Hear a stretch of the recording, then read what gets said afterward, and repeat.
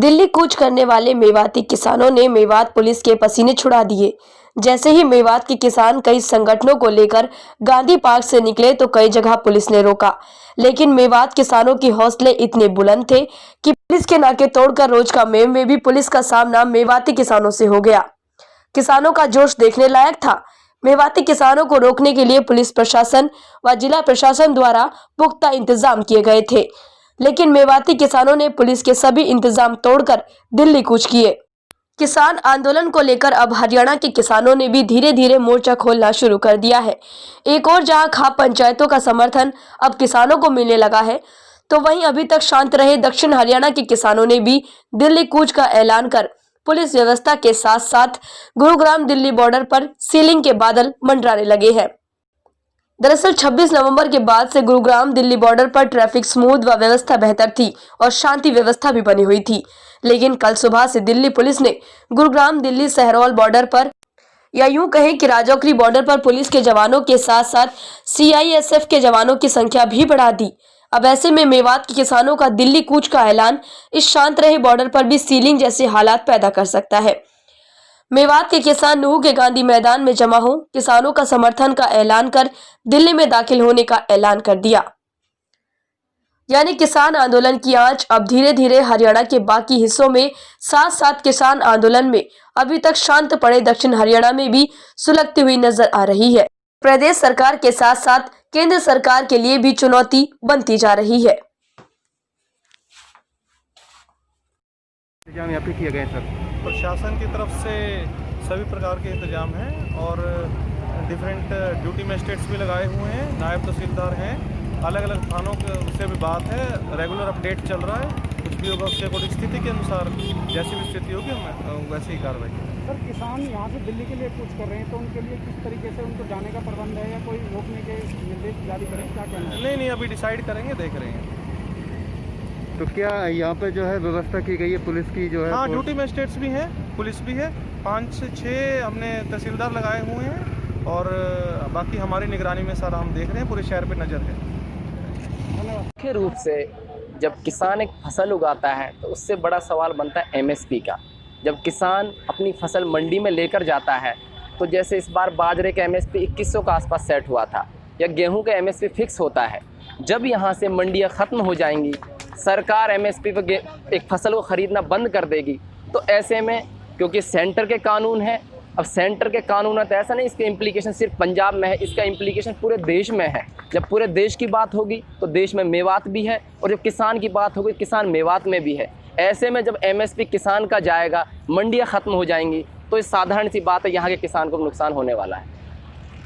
हम संयुक्त किसान मोर्चा, ऑल इंडिया किसान कोऑर्डिनेशन कमेटी, मेवात विकास सभा, जय किसान आंदोलन और मेवात किसान यूनियन के आह्वान पर इकट्ठे हुए हैं। और हमारा मकसद ये है कि दिल्ली में देश भर का किसान दरवाजे पे खड़ा है, सिंघू बॉर्डर पर, टीकरी बॉर्डर पर, गाजीपुर बॉर्डर पर।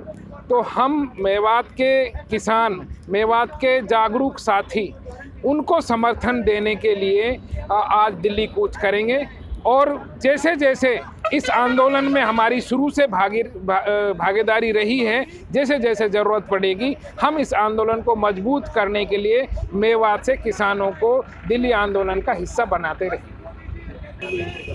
देखिए, हम आज अभी गांधी पार्क में इकट्ठे हो रहे हैं, हमारे साथी यहाँ पर अभी जुड़ रहे हैं, आप देख भी रहे हैं। और IMT रोज का मेव में भी हमारे बहुत सारे साथी इकट्ठे हो रहे हैं। यहाँ से हम कूच करके IMT रोज का मेव जाएंगे, वहाँ से इकट्ठा मशावरत करके हम दिल्ली के लिए कैसे कूच करेंगे, ये मशवरा हमारा IMT रोज का मेव पर होगा। पुलिस प्रशासन सिर्फ उनका लॉ एंड ऑर्डर को लेकर वो हमें समझाते भी हैं, कहते भी हैं, और ये उनकी ड्यूटी का एक हिस्सा है। हमसे कहा है और उन्होंने कहा है कि कोई ऐसी घटना ना हो जिससे मेवात पर, और हम हमेशा शांति प्रिय तरीके से, लोकतांत्रिक तरीके से, संविधान के दायरे में रहकर, कानून के दायरे में रहकर अपना काम करेंगे। इस आंदोलन को हम सक्सेस बनाने के लिए तमाम सरकारों के जो नियम हैं उनको भी फॉलो करेंगे, लेकिन दिल्ली के किसान आंदोलन को मजबूती के लिए हम कुछ भी करेंगे।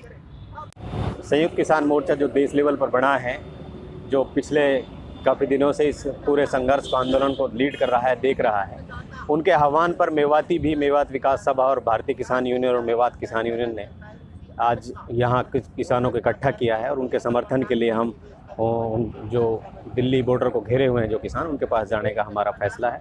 और अभी कुछ देर में हम यहाँ से निकल जाएंगे और उनके साथ उनको ये यकीन दिलाएंगे कि हम आपके साथ खड़े हैं और ज़रूरत पड़ी तो और बहुत ज़्यादा भारी तादाद में हम भी दूसरी बॉर्डर को घेरने का काम करेंगे। वो तो जो रणनीतियाँ हैं वो बड़े लेवल पर संयुक्त किसान मोर्चा और सरकार के बीच में जो बातचीत होगी उसके बाद ही तय होगी। हमारा तो अभी इतना है कि हम इस आंदोलन में संयुक्त किसान मोर्चा को सपोर्ट कर रहे हैं। सर, मैं Farooq Abdullah advocate high court Chandigarh में प्रैक्टिस करता हूँ और हाई कोर्ट बार का मैंने वकीलों का इलेक्शन भी जीता है और दूसरा हरियाणा कांग्रेस में मैं स्टेट कोऑर्डिनेटर हूँ। सर, बात की जाए किसानों की, आज किसान जो है किस तरह के हालात में है और क्या कहना चाहेंगे, किसान क्यों आंदोलन कर रहा है? एक मोदी जी द्वारा एक ऐसा कानून लाया गया जो 27 सितंबर को जिस राष्ट्रपति जी ने पास कर दिया, तो एक ऐसा कानून है जिसके तहत छोटा किसान एक तरीके से कॉन्टैक्ट कर लेगा बड़े कॉरपोरेट से और उसको ये अधिकार नहीं होगा कि वो अपने खेतों में क्या फसल उगाए, कितना मात्रा में उगाए और उसका किस रेट पर वो उसको उनको बेचेगा। एक जो हमारा मंडी सिस्टम है, हमारा आड़ती सिस्टम है, उसको ख़त्म करने की बात हो रही है और जो किसान अपना रिकवरी भी नहीं कर पाएगा उनसे पैसा, किसको कोई गारंटी नहीं होगी। दूसरी, किसान का जो MSP है, मिनिमम सपोर्ट प्राइस, उसका उस कानून में कोई गारंटी नहीं है। ये भी उसको अधिकार नहीं होगा कि वो किस रेट पर उसकी फसल खरीदी जाएगी। जबकि जो हम जो देखते हैं उद्योगपति जगत से जो सारी चीज़ें होती हैं उन पर पहले ही प्राइस लिखा होता है, लेकिन किसान की फसल पर कोई प्राइस नहीं होता है। इसलिए किसान आज देश का इस अपनी पीड़ा को बताने के लिए दिल्ली सरकार के पास जाना चाहता है। एक तानाशाही और निर्दयी सरकार उसको दिल्ली जाने से भी रोकती है। ये किसान का आंदोलन तब तक चलता रहेगा जब तक ये किसान की एक मौत रूपी एक काला कानून जो वापस नहीं लेती है सरकार, तब तक हम किसान के साथ खड़े रहेंगे और मजबूती से डटे रहेंगे। किसान ना झुकेगा, बल्कि हम किसान के, देश के किसान को बचाने का पूरे तरीके से काम करेंगे। किसान ये एक तरीके से हमें बाबा साहब भीमराव अम्बेडकर जी के संविधान ने दिया है, आर्टिकल 19, उसमें सब क्लोज 1 कहता है कि हर इंसान को, every individual having the right to express speech to his views and expressions, उसको अपनी बात कहने का, रखने का पूरा अधिकार है। अगर सरकार इस तरह उनकी आवाज़ को दबाकर उन पर मुकदमा कर रही है, उनके आवाज़ को मुकदमा दर्ज करके दबाना चाहती है, ये अपने आप में एक असंवैधानिक है और अनकॉन्स्टिट्यूशनल है। इसमें हम वकील बिरादरी के तरफ से मैं पूरा आश्वस्त कर देता हूँ कि इंशाल्लाह जिस तरह की हमारी मत होगी, हम हाई कोर्ट और सुप्रीम कोर्ट में उन किसान भाइयों के साथ खड़े रहेंगे, डटे रहेंगे और इस तरह की असंवैधानिक और उनके साथ अन्यायपूर्ण व्यवहार बर्ताव हम बर्दाश्त नहीं करेंगे।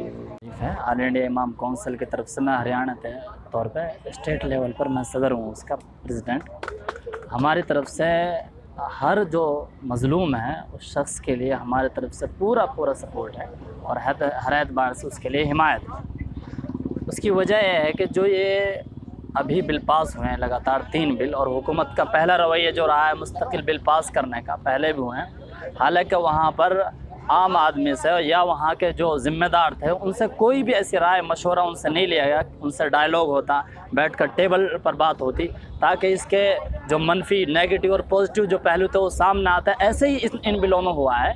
जो कम अज़ कम जो किसान नेता थे उनसे बात नहीं हुई है। अब वो अगर मुखालफत पर आए हुए हैं हुकूमत के इस बिल पर, तो हुकूमत उनसे बात करने को तैयार नहीं है। वो ज़ाहिर है कि बाहर के तो है नहीं, हुकूमत ही कौन से बात करनी है। अब जब हुकूमत बात करेगी, जो टेबल पर आएगी, तब कुछ सुलझाव होगा, किसी मसले का हल निकलेगा। और अगर ऐसे ही मामला चलता रहेगा तो उससे मुल्की एतबार से नुकसान है। अब ज़ाहिर है कि हुकूमत को ही रास्ते तोड़ने पड़ रहे हैं।